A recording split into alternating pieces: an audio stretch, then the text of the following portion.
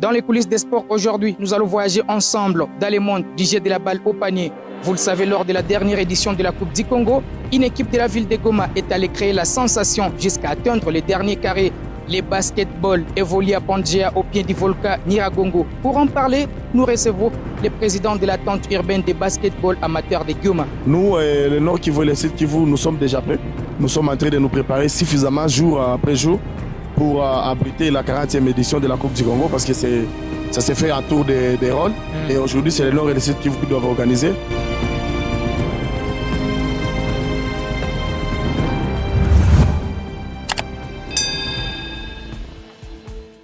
Président Charles Lukongo, bonjour et bonjour. Bonjour. Alors, Président, nous allons revenir sur les championnats locaux de la tente urbaine de basketball amateur de Goma.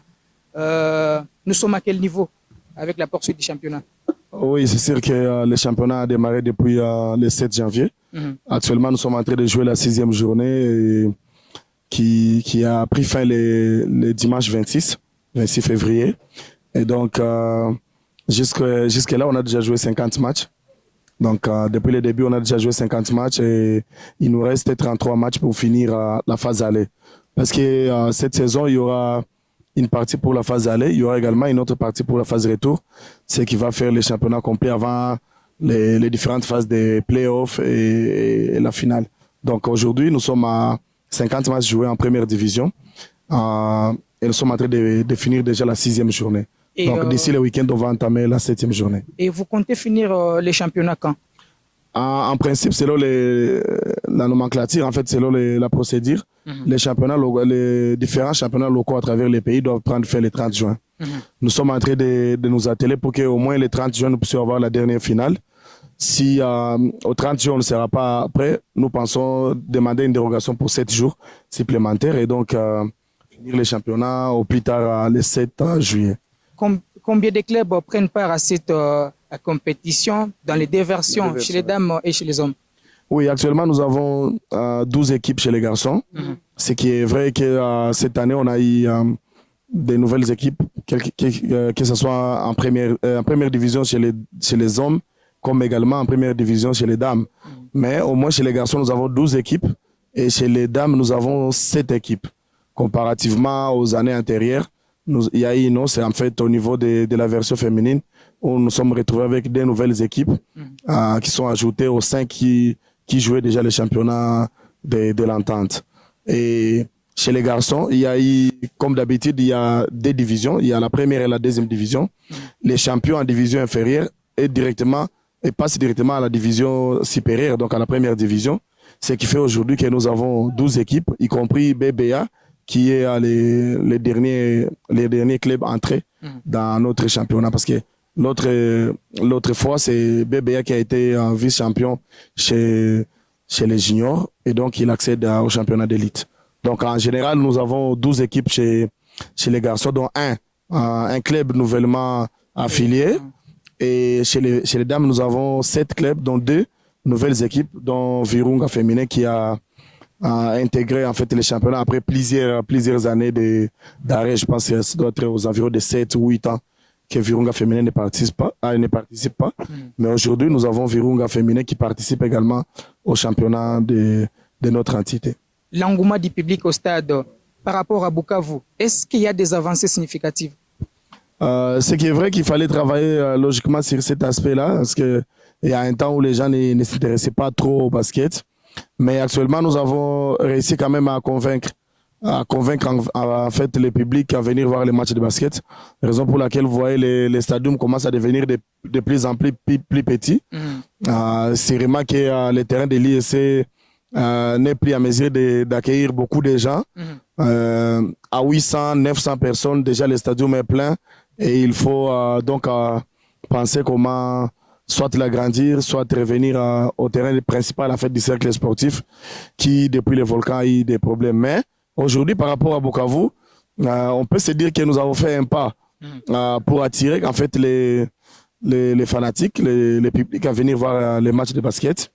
On n'est pas directement en train de comparer le basket de Goma par rapport au basket de Bukavu, mais nous sommes en train de dire que le niveau des jeunes a sensiblement augmenté, ce qui a attiré le public de Goma à venir également voir les matchs de basket. Parce que si on peut comparer les baskets avec d'autres sports ici en province, vous pouvez vous-même conclure que là où on ne peut pas avoir 200, 300, 400, 500, 800 ou 1000 personnes voir un match un week-end, un mercredi ou je ne sais pas quand, on peut facilement les trouver au basketball.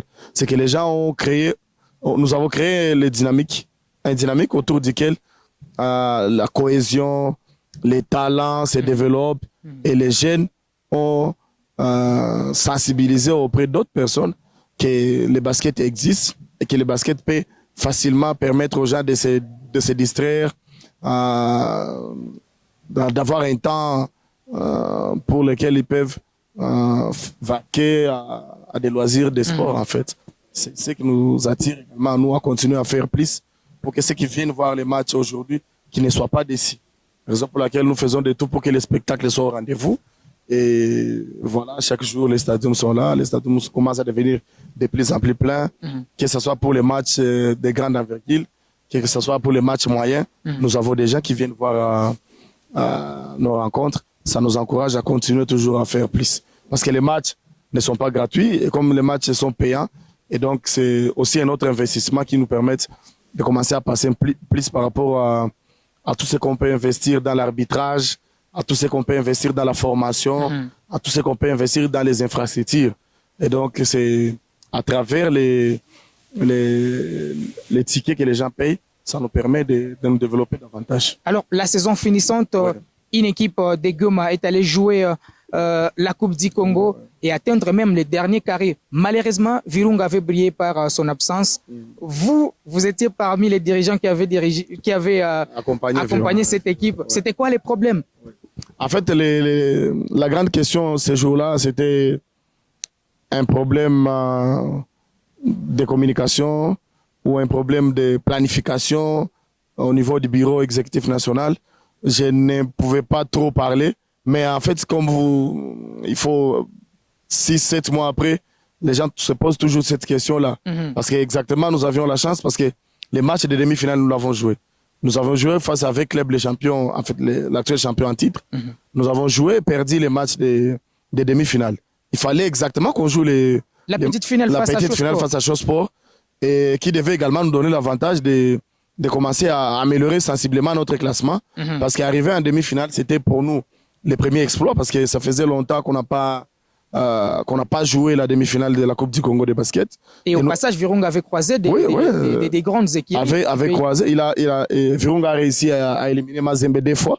Il a éliminé Mazembe en 2021. Il a également éliminé Mazembe à Lubumbashi en 2022. C'est qu'en éliminant déjà Mazembe, nous, on pensait avoir une 3e place. Non seulement c'est les titres, les classements, les meilleurs classements qu'on devait avoir, mais également ça devait nous donner l'autre avantage par rapport au positionnement au niveau de la Coupe du Congo 2023. Mais à notre grande surprise, on arrive à Likasi, on joue les matchs de demi-finale et après on nous dit non, vous pouvez revenir à Lubumbashi parce qu'il n'y aura pas de match de classement, que ce soit chez les garçons, que ce soit chez les dames. Maintenant, vous comme moi aujourd'hui, les publics, les dirigeants ont vu que exactement il n'y avait pas de match de classement pour les dames et on a imposé qu'il y ait un match de classement pour les garçons et les matchs de classement devaient se jouer à 9h. Imaginez les athlètes qui étaient déjà à Lubumbashi parce qu'ils ont joué. Après les matchs, ils sont revenus à Lubumbashi.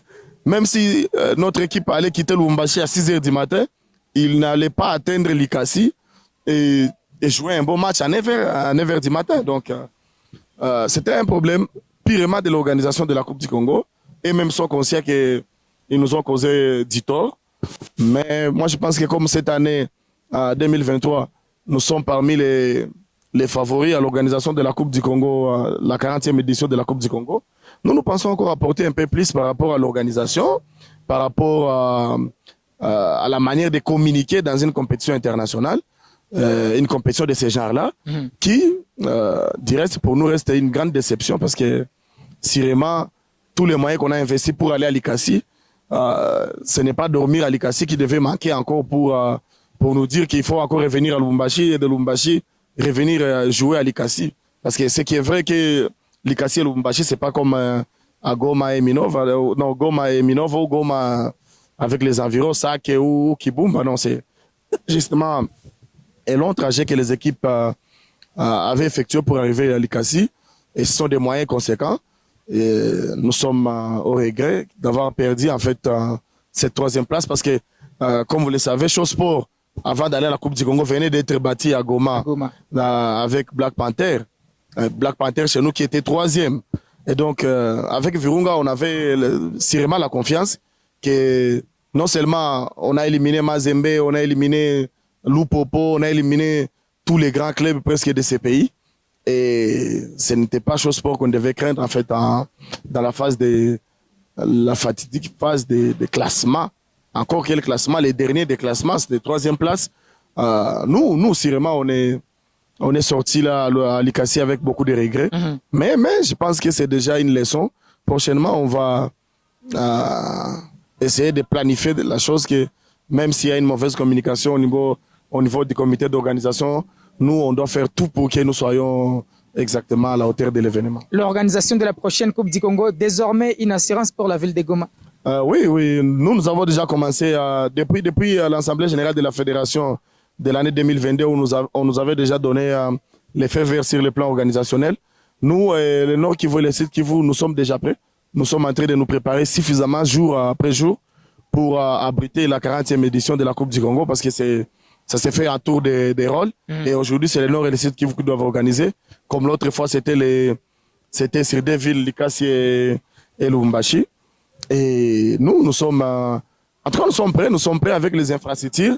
Nous sommes prêts. On attend juste la fin du championnat local pour embellir encore, pour continuer à rendre encore plus beau nos terrains et accueillir les visiteurs dans des conditions acceptables. Parce que c'est vrai que les infrastructures que nous avons de basket à Goma, il ne faut pas se vanter, il n'y en a pas au Congo. En tout cas, aujourd'hui, nous avons des filles et des garçons de Goma qui sont à l'étranger. Merci beaucoup, Président. Ça a été un plaisir pour nous de parler basketball. Ouais, merci beaucoup. Allez, merci ça aussi. sera tout pour aujourd'hui. On se fixe rendez-vous très prochainement avec ce même plaisir.